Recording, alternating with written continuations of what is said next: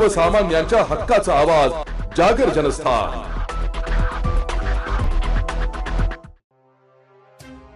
चाळीसगाव येथील भाजपा युवा मोर्चाचे सरचिटणीस भावेश कोठावदे यांच्या घराच्या वर उबाठाचे उमेदवार उमेश पाटील यांचे बॅनर लावण्यात आले होते। या बॅनरवर तालुक्यातील राजकारण चांगलंच तापलं होतं। अखेर तो बॅनर भावेश कोठावदे यांच्या घरावरून काढण्यात आला।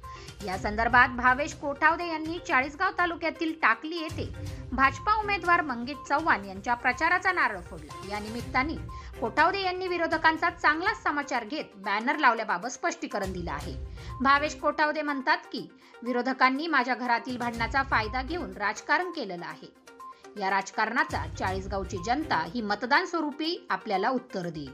तिथं या तालुक्यात ज्या पद्धतीने आमदार मंगेशदादा चव्हाण यांच्या माध्यमातून आणि भारतीय जनता पक्षाच्या सरकारच्या माध्यमातून जी विकास कामं झालीत तीच विकास कामांच्या आधारावर आज या ठिकाणी मोठ्या प्रमाणात माझ्या गावात देखील म्हणजे टाकळीप्रच्या गावात देखील ही विकास कामं झाली आणि या अनुषंगाने आम्ही हा प्रचाराचा शुभारंभ आज सप्तशृंगी मंदिरापासून चालू केलेला आहे।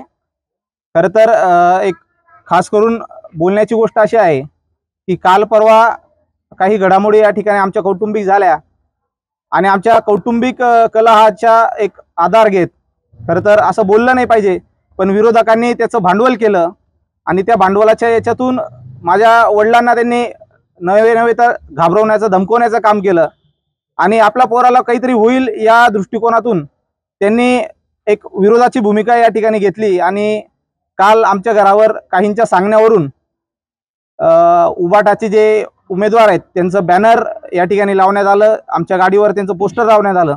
पण खऱ्या अर्थानं राजकारणाची पातळी इतकी घसरेल असं मला कदाचित कधीच वाटलं नव्हतं। पण विरोधकांनी ज्या पद्धतीने हा वार माझ्यावरती केलाय तर या वाराला प्रतिवार या ठिकाणी जनता ही आपल्या मतदानातून करेल एवढंच मला त्यांना सांगायचं आहे।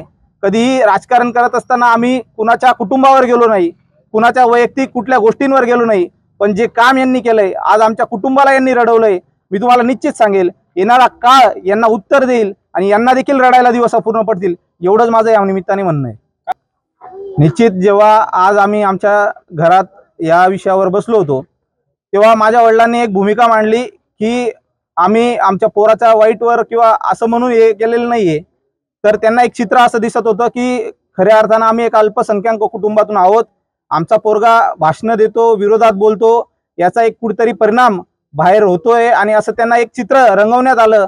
नव्हे तर त्यांना अशी धमकी देण्यात आली की भविष्यात तुमच्या मुलावर काहीही होऊ शकतं। त्यामुळे एक त्या मुलाच्या चांगुलपणाच्या भावनेतून त्यांनी हा निर्णय घेतला होता। परंतु आज आमच्या कुटुंबामध्ये सगळे वाद आम्ही थांबवलेले आहेत आणि त्यांनाही या गोष्टीची जाणीव आहे की आपण आपल्या पोराच्या सोबतच राहू। त्यामुळे आता कुठल्याही पद्धतीचा द्वेष क्लेश राहणार नाही, ना द्वेष ना क्लेश, आता फक्त मंगेश हीच आता आमची भूमिका आहे। त्याच्यामुळे आम्ही सर्वजण भारतीय जनता पार्टी सोबत आमदार मंगेशदादा चव्हाण यांच्या सोबत कायम सदैव एकनिष्ठ राहू हीच या माध्यमातून भूमिका।